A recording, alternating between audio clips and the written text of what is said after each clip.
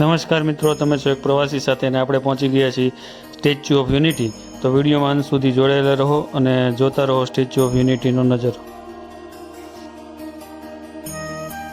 મિત્રો, સરદાર પટેલનું 182 મીટર ઊંચું આ સ્ટેચ્યુ ઓફ યુનિટી એ ગુજરાતની અને સમગ્ર દેશની એકતાનું પ્રતીક છે. આપણે અંદર આવી ગયા છીએ. જો આ સુંદર મજાની ગેલેરી છે.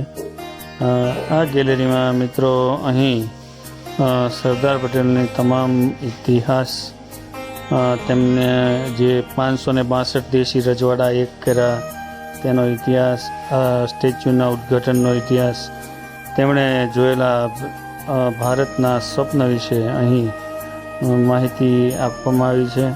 અને સુંદર મજાનું એક્ઝિબિશન છે અને તેમના જીવન અને કવન વિશે માહિતી છે. આ ઉપરાંત નર્મદા ડેમ વિશે પણ માહિતી અહીં છે. તો ખૂબ જ સુંદર છે. અને અહીં થિયેટર છે, સ્ટેચ્યુ કઈ રીતે બનાવવામાં આવ્યું તેની પણ માહિતી છે. આ ઉપરાંત મિત્રો અહીં સુંદર મજાનું સમગ્ર દેશમાંથી જે ઓજારો એકઠા કરવામાં આવ્યા હતા અને મોદી સાહેબનું સપન વિશે અને સરદાર પટેલની સ્મૃતિઓ છે.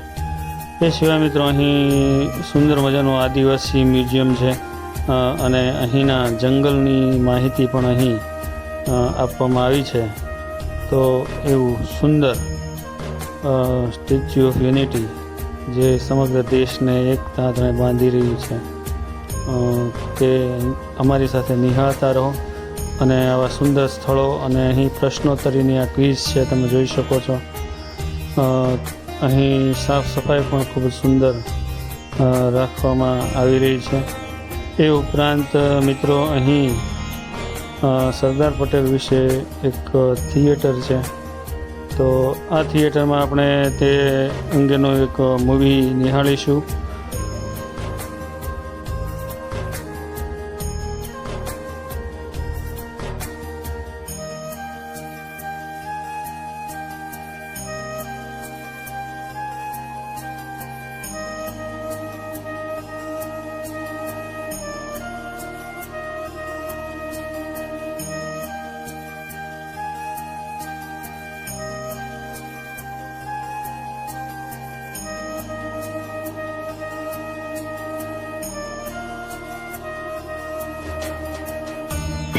અને દેશભરમાં વહેતી નદીને જીવનદાયીમાં પરિવર્તિત કરવાનું સ્વપ્ન જોયું હતું. વર્ષ 1946માં સરદાર પટેલે બહુવિધ રાજ્ય અને બહુવિધ ઉદ્દેશ્ય સાથે એક હાઇડ્રો પ્રોજેક્ટની કલ્પના કરી હતી, જેના દ્વારા પાણીની અછતવાળી નદી આસપાસની 75% જમીનને સિંચાઈ પૂરી પાડવા અને ગુજરાત, મધ્યપ્રદેશ અને મહારાષ્ટ્રના અપર્યાપ્ત વીજળીવાળા વિસ્તારોમાં પ્રકાશ ફેલાવવા નર્મદાનો લાભ લઈ શકાય. લાંબા સમય સુધી તેમણે સેવેલું સ્વપ્ન સરદાર સરોવર ડેમ વિશ્વનો બીજો સૌથી મોટો કોન્ક્રીટ ગ્રેવિટી ડેમ છે અને ભારતનો ત્રીજો સૌથી ઊંચો છે, જેની ઊંચાઈ પાયાના સૌથી ઊંડા સ્થળથી 163 મીટર છે, જેનો પાયો એપ્રિલ 1961માં ભારતના પહેલા વડાપ્રધાન પંડિત જવાહરલાલ નહેરુ દ્વારા નાખવામાં આવ્યો હતો અને સપ્ટેમ્બર 2017માં વડાપ્રધાન નરેન્દ્ર મોદી દ્વારા આ ડેમ દેશને સમર્પિત કરવામાં આવ્યો હતો. સરદાર સરોવર ડેમના નિર્માણ અને તેના દ્વારા લોકોને થતા ફાયદાઓ પ્રત્યે શ્રી નરેન્દ્ર મોદીની પ્રતિબદ્ધતા તેઓ જ્યારે ગુજરાતના મુખ્યમંત્રી હતા ત્યારથી છે. સરદાર સરોવરના ડેમની ઊંચાઈની બાબતે તેમણે 16 એપ્રિલ 2006ના રોજ ત્યારની કેન્દ્ર સરકાર સામે સતત 51 કલાક સુધી ઉપવાસ કર્યો હતો. ગુજરાતના મુખ્યમંત્રી રૂપે શ્રી મોદી ડેમની ઊંચાઈ વધારવાના પક્ષમાં હતા, જેથી ગુજરાત અને તેના પાડોશી રાજ્યોના પાણીની અછતવાળા વિસ્તારોના વધારેમાં વધારે લોકોને તેનો લાભ મળે. પાયો નાખ્યા પછી આશરે 60 વર્ષ બાદ આ યોજના અંતે પૂરી કરવામાં આવી, જેના માટે શ્રીમાન મોદીની પ્રેરક શક્તિને ધન્યવાદ. આજે તે એક ઇજનેરી અજાયબી બની ગઈ છે અને ભૂસ્તરીય ખામીયુક્ત રેખાઓ નદીના વિભાજન અને પાણીની તંગી ઉપર વિજય પ્રાપ્ત કરી ગર્વ સાથે ઊભો છે. ડેમના પાયાની હેઠળની ખામીયુક્ત રેખાને ભરવા 2,56,000 ઘન મીટર પ્રી-કૂલ કોન્ક્રીટ અને 53,000 ટન મજબૂત સ્ટીલની જરૂર હતી. ડેમના નિર્માણમાં 68 કરોડ ઘન મીટર કોન્ક્રીટનો ઉપયોગ થયો છે. જેના દ્વારા વિશ્વના 2 ચક્કર પૂરા થઈ શકે તેવડો રોડ બનાવી શકાય. આ ડેમની સંગ્રહ ક્ષમતા 5860 MCM છે. સંપૂર્ણ પુરવઠાના સ્તરો પર મુખ્ય કેનાલ 220 MCM પાણીનો સંગ્રહ કરી શકે છે, જે અમદાવાદ જેવા મોટા શહેરની 1 વર્ષની જરૂરિયાત પૂરી કરી શકે છે. ધરતીની એક ધીમી સળવળ નદીઓના પ્રવાહને બદલી શકે છે. કોઈ પણ ડેમ તેનાથી સુરક્ષિત હોતો નથી. ધરતીકંપ સામે સુરક્ષા આપવા ડેમની આસપાસ શિલાઓને ધરતીકંપની ટક્કર ઝીલી શકે તેવા બનાવવામાં આવ્યા છે. સરદાર સરોવર ડેમ જેવા ડેમ માટે આવું કરવું જરૂરી છે, જે પાણીના વિશાળ જથ્થાનો સંગ્રહ કરી રાખીને તેને ધીમે ધીમે છોડે છે. સરદાર સરોવર પ્રોજેક્ટનું નિર્માણ સરદાર સરોવર નર્મદા નિગમ લિમિટેડ દ્વારા કરવામાં આવ્યું છે, જેનો હેતુ અને પ્રતિબદ્ધતા એવી હતી કે જીવનના સાર સમાન પાણી અને ઉર્જા પૂરી પાડવા દ્વારા નર્મદાના અનિયંત્રિત પાણીનો ઉપયોગ લાખો લોકોના જીવનને અને પશ્ચિમ ભારતના પર્યાવરણની દ્રષ્ટિએ તંદુરસ્ત અને સ્થાયી વિકાસ માટે કરવો. જો કે સરદાર સરોવર પ્રોજેક્ટની ઉત્કૃષ્ટતા ડેમથી વધારે હતી. ડેમની મુખ્ય જીવન રેખા નર્મદાની મુખ્ય કેનાલ છે, જે વિશ્વની સૌથી લાંબી સિંચાઈ નહેર છે, જેની લંબાઈ 458 કિલોમીટર છે અને પ્રતિ સેકન્ડ 40,000 ઘન ફૂટ પાણી છોડવાની તેની ક્ષમતા છે, જે ગુજરાત અને રાજસ્થાનમાં પાણીનું વિતરણ કરે છે.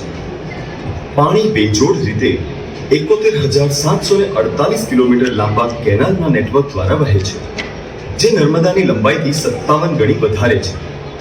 આ પ્રોજેક્ટની રચના એવી રીતે કરવામાં આવી છે કે તે ગુજરાતમાં અને તેની આસપાસના 750 કિલોમીટરથી વધારે વિસ્તારના પાણીની તંગીવાળા ક્ષેત્રોમાં સિંચાઈ, જે વાર્ષિક 11.7 અરબ ઘન મીટર પૂરી પાડી શકે છે. ભારતના બહુ ઓછા ડેમ સરદાર સરોવર ડેમની ઉર્જા ઉત્પાદનની બરોબરી કરી શકે છે. ડેમના જળ વિદ્યુત પ્લાન્ટ દરવાજામાંથી વિશાળ ટર્બાઇનો પર પાણી ફેંકી વીજળી પ્રાપ્ત કરે છે. આ ટર્બાઇનો સાથે દિશા બદલતો વિદ્યુત પ્રવાહ ઉત્પન્ન કરતા જનરેટર જોડાયેલા હોય છે. આ ડેમ દ્વારા પ્રાપ્ત થતી ઉર્જા દ્વારા ગુજરાત, મહારાષ્ટ્ર અને મધ્યપ્રદેશના ઘરો અને ઉદ્યોગોને વીજળી પૂરી પાડે છે. સરદાર સરોવર ડેમ 1450 મેગાવોટ જેટલી તોતિંગ વીજળી ઉત્પન્ન કરે છે, જે પ્રતિ વર્ષ 10 અરબ કિલોવોટ સમાન છે. સરદાર સરોવર પ્રોજેક્ટ લોકોને ઉર્જા પૂરી પાડવા ઉપરાંત અન્ય ઘણી સુવિધાઓ પૂરી પાડે છે. આજે તે 9,633 ગામડાઓ અને 131 શહેરોના 2 કરોડ 90 લાખ લોકોની જીવરેખા છે, જેમને હવે પીવાના પાણી માટે દૂર જવું પડતું નથી. સરદાર સરોવર પ્રોજેક્ટ એકલો જ ફક્ત ગુજરાતમાં જ 18 લાખ હેક્ટર જમીને સિંચાઈ પૂરી પાડતો હોવાથી 10 લાખ ખેડૂતો આજે રાહતનો શ્વાસ લઈ રહ્યા છે. ખરા અર્થમાં તે આનંદદાયકમાંથી જીવનદાયકના રૂપાંતરણને પૂર્ણ કરે છે.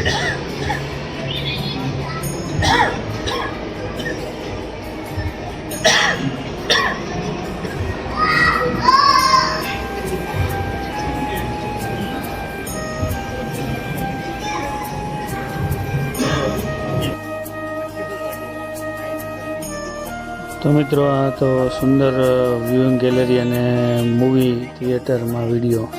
હવે આપણે એમના પગ પાસે આવી ગયા છીએ અને તમે જોઈ શકો છો અહીં પુષ્કળ પ્રવાસીઓ આવે છે અને ફોટોગ્રાફી અને અન્ય લાભ ઉઠાવે છે.